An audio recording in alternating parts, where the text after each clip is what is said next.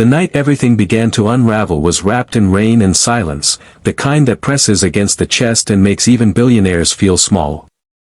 In a towering glass mansion overlooking the cold waters of Lake Michigan in Chicago, a man who owned cities with his signature sat alone beside a hospital bed, holding the fragile hand of his daughter and wondering how money could fail him so completely. For years he had believed she was blind, that darkness had stolen her world forever, and that belief had quietly broken him piece by piece. What he did not know was that the greatest darkness had been living inside his own home.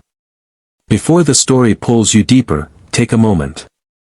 If you believe in kindness, second chances, and the power of truth to heal even the deepest wounds, please like this video, share it with someone who needs hope, comment your thoughts, and subscribe to the channel. Your support keeps stories like this alive. Richard Coleman was known across the United States as a ruthless but brilliant billionaire investor. His face appeared on magazine covers, his name etched into foundations and skyscrapers, yet behind the polished image lived a father crushed by quiet grief. His daughter, Grace, had lost her sight at the age of 6 after a sudden illness. Doctors offered theories but no certainty, and eventually the diagnosis became permanent blindness. Richard spared no expense, flying specialists from New York, Boston, and California, but every answer ended the same way. Grace would never see again. His wife, Margaret, stood faithfully by his side through every appointment, every sleepless night, offering comfort and strength. Or so it seemed.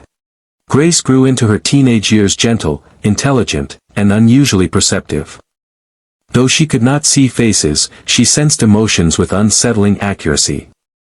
She felt when her father entered the room heavy with guilt, when her mother's touch was cold despite her warm voice. Richard buried himself in work, building empires to escape the pain of watching his daughter navigate a world of shadows. He told himself he was providing her every possible comfort, yet a quiet voice inside him whispered that something was wrong, something unnamed and unresolved. One afternoon, during a charity visit arranged by Richard's foundation to a small community center on the south side of Chicago, a moment occurred that would fracture the illusion he had lived in for years. Grace accompanied him, holding his arm, listening to the sounds of laughter and music. Among the children was a thin teenage boy named Caleb, an orphan raised in foster homes, known in the neighborhood for his sharp mind and observant nature. He had volunteered at the center for years and had learned to notice things others ignored. As Richard passed by, Caleb watched Grace carefully. He noticed how she turned her head toward light, how her eyes reacted subtly to movement, how she flinched when someone crossed quickly in front of her. These were not the reactions of someone lost in total darkness. When Grace brushed past him, Caleb felt compelled to speak, driven by a sense of right and wrong sharpened by a hard childhood. He told the billionaire something that sounded impossible, something that would echo in Richard's mind long after the visit ended. He claimed the girl was not blind, and that her condition was being caused by something administered regularly by her own mother. Richard dismissed the thought at first, angered by what he believed was a cruel misunderstanding. Yet that night, as Grace sat quietly at dinner, he began to notice details he had ignored for years.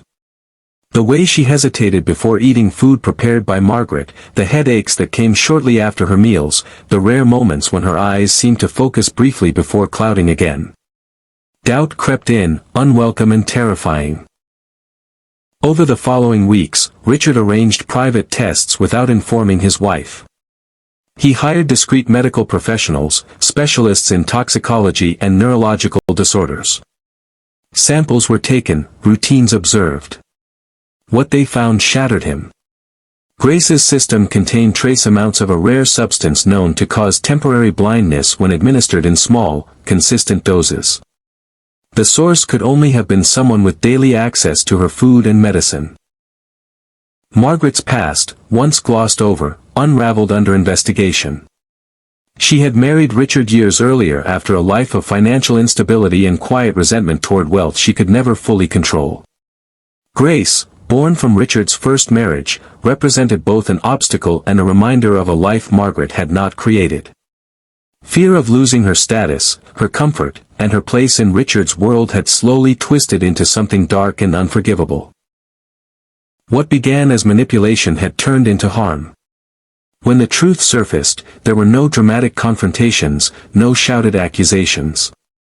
There was only silence, the kind that suffocates. Margaret was removed from the home and later faced legal consequences. Richard did not feel victory or relief, only a crushing weight of guilt for failing to protect his child. Grace's recovery was slow but miraculous. As the substance left her body, light returned in fragments, then in full color.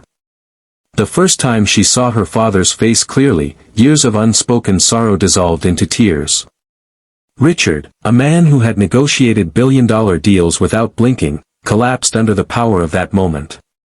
He realized then that true wealth was not in assets or influence, but in presence, protection, and love. Caleb's role did not go unnoticed. Richard searched for the boy and found him still volunteering at the same center, unaware of the storm he had set in motion. Instead of rewards wrapped in publicity, Richard offered something more meaningful. He became Caleb's guardian, funding his education, offering him a home not defined by fear or instability. For the first time, Caleb experienced consistency, and Richard learned how healing it could be to give without expectation. As months passed, the Coleman mansion transformed. Laughter replaced silence. Grace learned to see the world not as something stolen from her, but as something returned with purpose.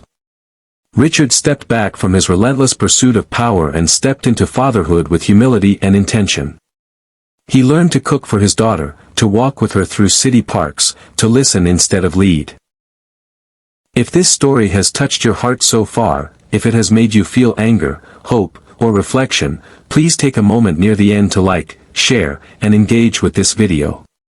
Your interaction helps these stories reach others who may need them more than you know. Before the final moments, we have one special request. Please comment below with the words "I choose truth," if you believe honesty, no matter how painful, is always worth it. In the end, Richard understood that evil does not always arrive loudly. Sometimes it wears familiar faces and gentle smiles. But he also learned that truth has a way of finding the light, often through the most unexpected voices. A poor boy with nothing to gain had given a blind girl her sight and a broken father his soul back. And in that realization, a billionaire finally found peace, not in what he owned, but in what he had almost lost.